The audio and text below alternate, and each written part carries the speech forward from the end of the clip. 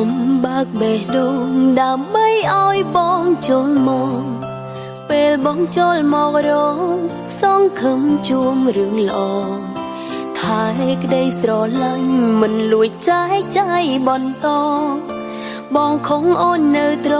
ព្រោះចង់ល្អមិនចង់ឆ្លោះដៃអាចចាប់ដៃខាត់មិនឲ្យទៅណាបានតែคนចិនសាមានគឺច្បាំងមិនបានសទួងខាត់ខ្លួនបានតែមិនអាចខន់ឲ្យស្មោនៅសង្សារតែឈ្មោះតែបេះដូងនៅទី